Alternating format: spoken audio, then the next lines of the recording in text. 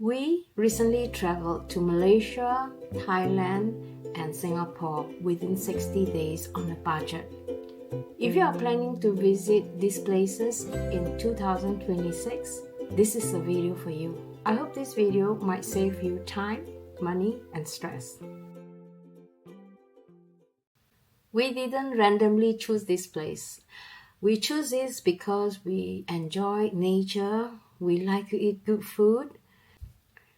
So instead of choosing Kuala Lumpur like most travelers do, we choose to travel from Sweden to Langkawi and then from Langkawi to Hat Yai because I need to extend my visa, and from Hat Yai to Penang. And from Penang, we explore further to Ipoh.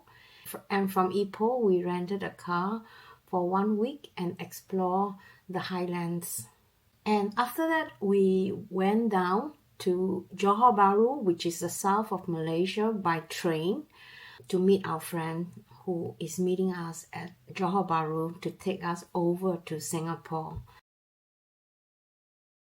Our route is quite effective. We move from north to south of Malaysia without backtracking. Budget is our main concern because last year we spent 90 days in Vietnam and 10 days in Singapore. If you are staying put at one place, it's much cheaper. But if you are moving around from different destinations, it's going to cost you slightly more. For accommodation, I have a budget of 20 to maybe 30 US dollar per night. Food in Malaysia is pretty affordable. We spend averagely about $3 to $5, sometimes $10 per meal. And for transport wise, it's more flexible. It's between $10 to $30. For Langkawi and Penang, I find that the price wise is slightly higher than Ipoh. These two places, they are very high in tourists. But city like Ipoh, I'm quite surprised that the food is much cheaper compared to the other location. No matter where you are in Malaysia, I think the tricks here is to eat local food. Why we choose Langkawi before all the other places. And if we were to go to Langkawi, which is a beach island, we chose that because LG, he likes to go to the beach, he likes to get some tan. For me, I'm not the type that likes to go to the beach. If he is suntanning, I'm under the umbrella. So we took a flight from Sweden to Malaysia, KL, and from KL we took another like a domestic flight to Langkawi, which is really convenient. The reason why I do that is because I think a lot of people didn't realize that they could do that, like going directly to Langkawi. Instead, they go to KL, which is the capital of Malaysia, and then from there they rent a car or maybe, take a van or a bus to Langkawi. It not only costs more, and it's also very time consuming. My first impression on Langkawi is that it is quite calm. The people there are more laid back. It's on an island, so this island is considered the Malaysian biggest island. So you really need a car to move around. There are no public transport where you could take. You could either take a Grab, a taxi, or you rent a bike or rent a car. Car rental there is not that expensive. It's about 100 Malaysian ringgit.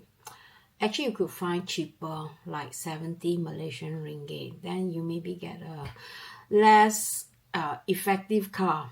But if you can put up with that, why not? And we just rented 1 day because we just want to see how big this island is. About the beach, I think when we were there in February, it was quite a lot of jellyfish. And during that time, there was cases about jellyfish attacking people. And I think one Russian boy died, a small boy died from the attack. And I was really scared because when I was walking along the beach, I really saw quite a few of jellyfish. And that stopped me from going into the water because I don't want to take that risk. So we usually spend most of our time in the pool at our motel, which is very small, but it was very cozy and the pool was quite well maintained. So we spent quite a number of days there, mostly just doing water gymnastics in the morning, and then we have lunch, and then we go out in the evening. It's very hot there, even though it was on an island, but the wind that comes onto the island is extremely hot. I remember there was one day, I think it was on the second or the third day, we were just thinking of just going to the shop and maybe find a money changer. But let me tell you, I was soaking wet. We spent most of our daylight, maybe noon to evening, in the hotel. And luckily we have a new friend from Germany. Her name is Maru. So we spent time, in the hotel chit-chatting and getting to know her. And she planned to come to visit us in August here in Sweden. Isn't that cool?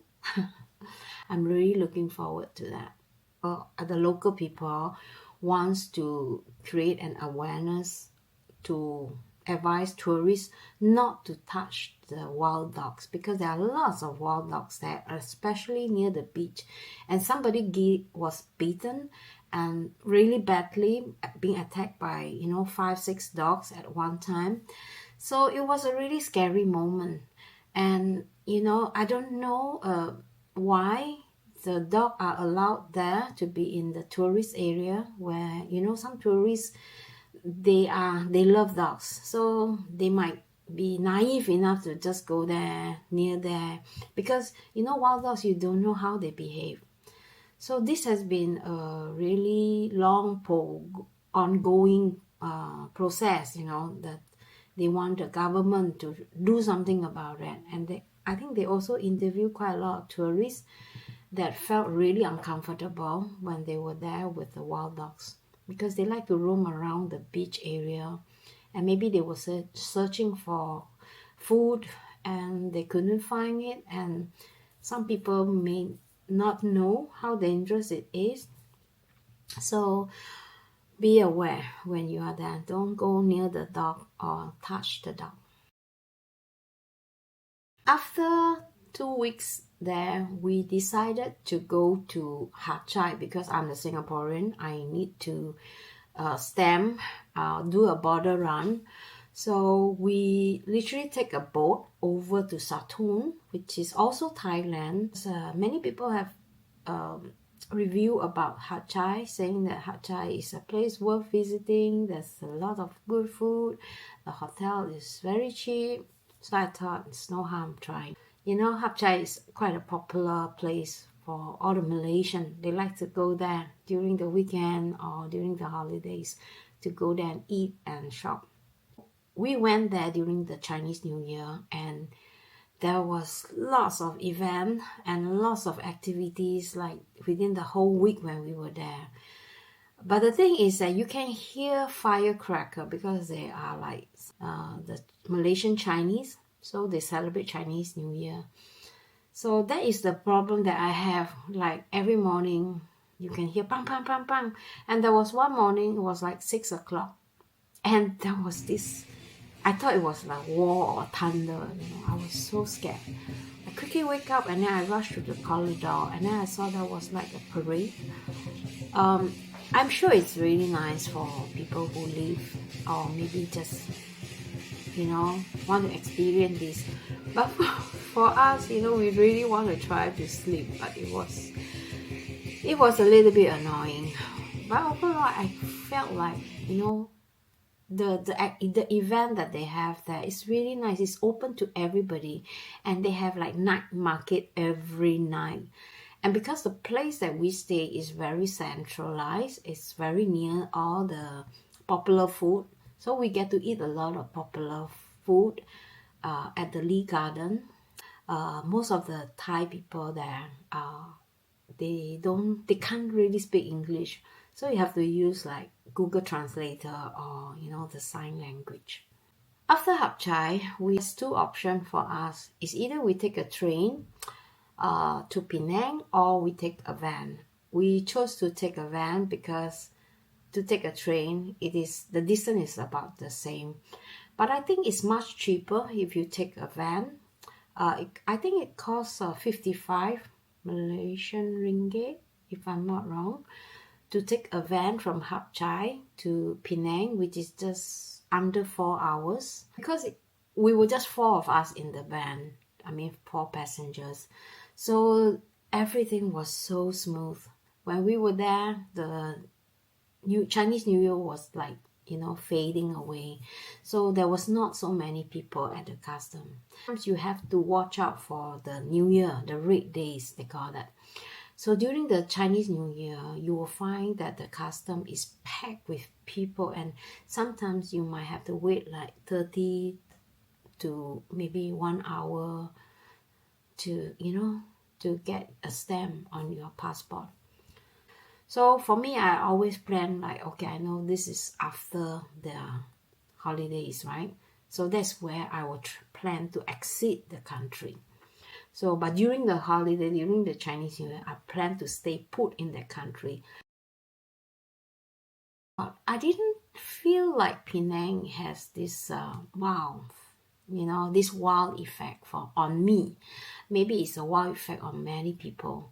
But because I try to avoid eating the fried noodles, which is called char kway teow, and also all those local delicacy which has a lot of fat or coconut milk in it. I try to avoid that because I don't want to get myself into trouble.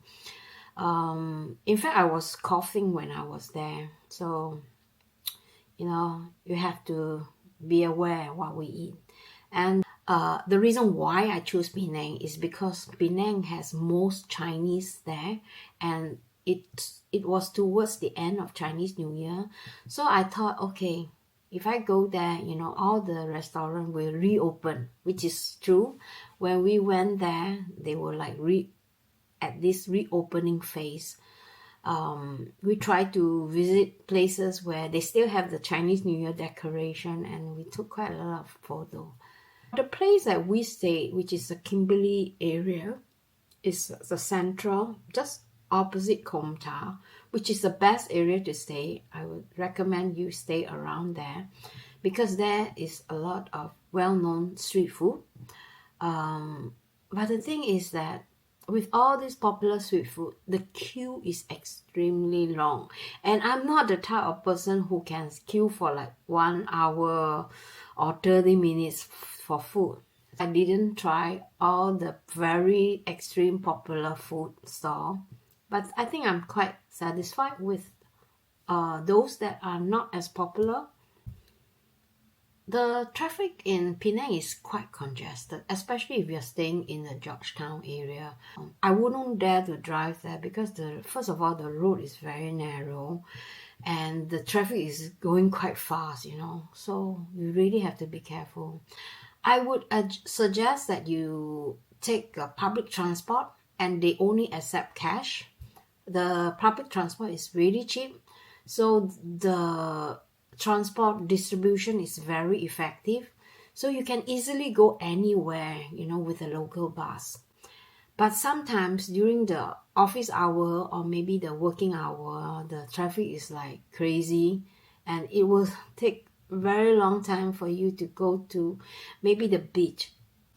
Initially, our plan is to rent a car from Penang and then drive to the mainland and explore the north, the middle, and the south of Malaysia.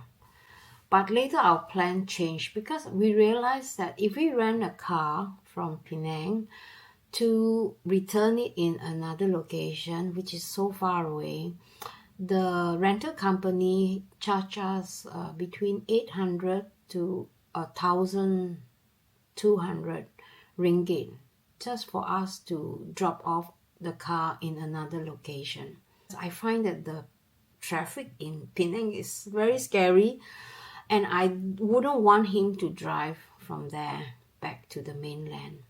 So the easiest way for us to do it is to rent or maybe book a bus. So we did that. We booked a bus. It was very cheap, between 25 to $35 Malaysian ringgit to book. I think it was like 4 hours from Penang to Ipoh. Then you don't have this stress, this anxiety, check out the GPS, and then for me, I can't handle that. When there's too much traffic, I get too stressed. And then sometimes Google Map will ask you to turn right, turn left, like 1 minute or maybe half a minute before. Then we came to Ipoh. And for me, my first impression in Ipoh is also quite the same as Penang. Very cozy. They speak Cantonese there. And I felt so homely there. So in Ipoh, it was very nice because I think because of the space, the traffic there, the lane, the car, the road is much wider. Space is much more. You can really feel the difference. So I felt more relaxed there. And that's why I call it more underrated, because there's a lot of good food, a lot of nice cafe. And first of all, the food is very cheap and they are very good quality, and there's a lot of choice. And when I'm not so stressed, or rather when we are not so stressed, we have more time to breathe out.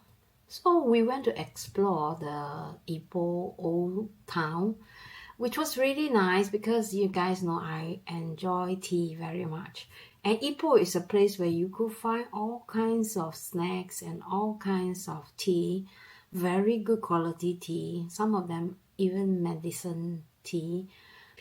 Another thing I noticed about Ipoh is that the nature is so close. Every temple we went, it is like in a cave, So I really enjoy, because in the cave it's not so hot. And it's so colorful, it's so beautiful. And if you look at the map around Ipoh, there's actually quite a lot of nature around it. We went to this place where there is an island where we could take a boat. I think it was like 1 ringgit.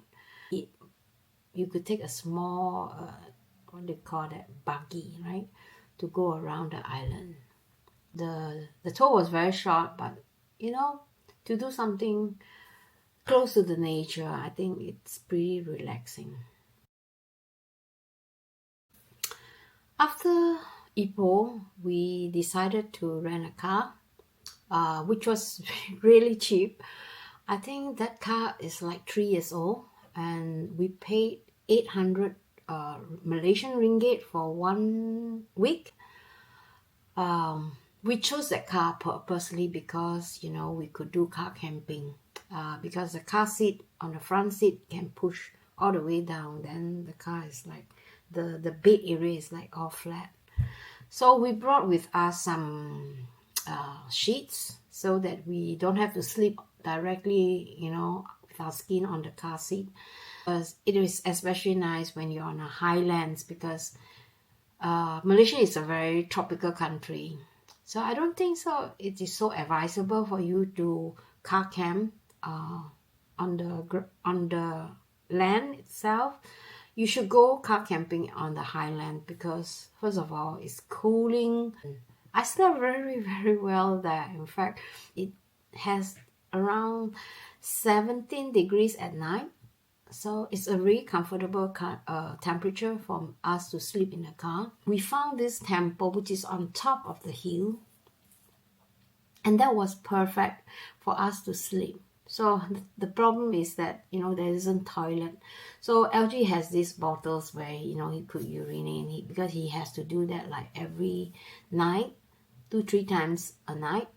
For me, I have no problem. And the next morning, we went to this temple, in the temple, and make some donation, because I felt very bad, using their car park. But there was nobody who chased us away or tell us, oh, you're not allowed to camp here. If you are in Cameron Highland, you'll notice there's a lot of agriculture there. When we open the door, we can smell fertilizer, which is quite unpleasant. So in Cameron Highland, we didn't really spend a lot of time, but I was adventurous enough to book like a tour on this farm. I think I told you guys the story. I don't know. Maybe I'll tell you in my next video. But it was an extreme experience that, if I knew it was like that, then I wouldn't want to join this kind of tour, because it was too challenging for me, because I'm afraid of heights. So if you want to know about this experience, make sure you follow up on my future video. If you want to go to Cameron Highland, don't go on the weekend, because the traffic is horrible. And because of the traffic, I told LG, come on, let's go down, and I want to explore the waterfall. So we went down after 2 days in Cameron Highland, and we found this really nice river, and we were alone there in this so-called resort or a retreat, and we have some really nice cozy slow time there. It was very nice. And LG, he almost fall down and hit himself on the chin. I was really scared, because the rocks are very slippery, so you really have to have really good grip shoes, or when you walk, try to walk with your slipper that has good grip, or if you walk barefooted, make sure you land your foot properly before you take the next steps. I was literally attacked by 20 mosquitoes when I was showering. And the minute we shower, we were already sweaty and wet. So I told LG, I don't think so. This is a good idea, for us to camp here, because this resort place, they have a camping area too. But there was a lot of mosquito there. So I told LG, I said, I'm never going to able to camp there. Let's move on to another highland. So I thought about Fraser Hill, because there was somebody we met at Cameron Highland that told us they've been to Fraser Hill. They find very peaceful and not so much tourists. So I said, let's go. And for us to go from there, I think it's around 3-4 hours to drive from the foot of Cameron Highland to this Fraser Hill.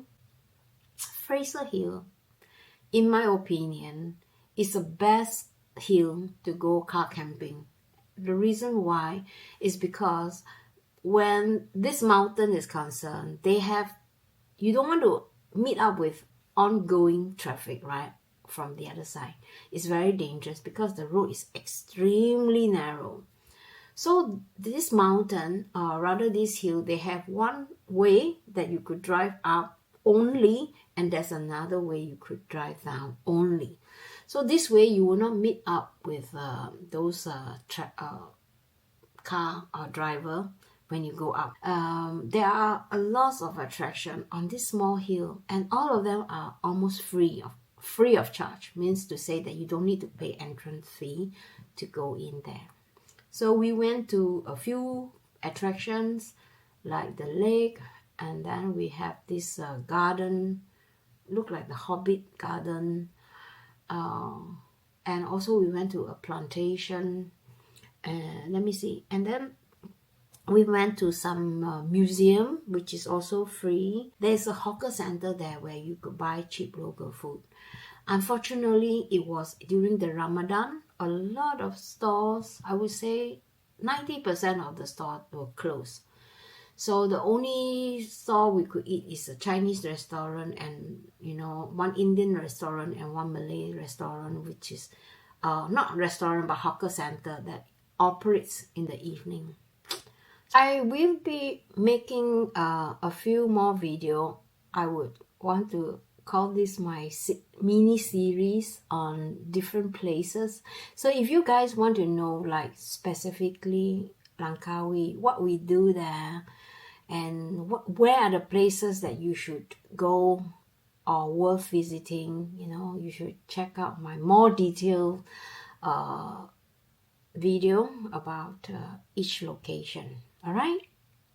Also, I'm going to include those places that we camp, like do car camping. No, after Fraser Hill, we drove back. On our way back, we decided to stop at this place called Lumut, and it's located in the Pangkor area, where we thought that we could spend, one afternoon at the beach and just chill out. Then we realized that, all the toilets are not open because of the Ramadan, and because it's salty water, we want to be able to shower, right? But they were closed, so we were forced to go to the city in Lumut, and where we spent one night. And that was the story that I told you guys in my previous video about the horrible toilet experience that I had. So I'm not going to repeat them. I'm going to put the link so you can go and check it out yourself. So at Lumut, we spent one night there, but it was so hot in that area in the car. So I told LG we have to check into a hotel, and the hotel was very cheap. It was like, I don't know, $8 or $9 per night. So we checked into this emergency hotel, which is very close to where we initially wanted to camp, but it was too hot. So we stayed there one night, and the next morning we drove all the way back to Ipoh, spent another 3 nights there, and then returned the car, and then we meet our friend. And because we are going to meet our friend in JB, we took a train from Ipoh to JB, and the train was like 7.5 hours from Ipoh to JB. And from there, our friend picked us up, or we went to meet our friend at the B&B, and we spent a cozy night there in Johor Bahru, and then we went to Singapore the next day. I'm so lucky that I have great friends like Kelly and Michael. They are very supportive, and they will like bring us and spoil us with all those good food. So I felt so blessed to have them as my friend. I will try to make a new video about Singapore too, because I didn't really mention so much, but I lately realized that you can actually live, eat, transport quite affordably in Singapore. So if you guys want to know about that, please let me know in a comment. I'll try to put all this information for you.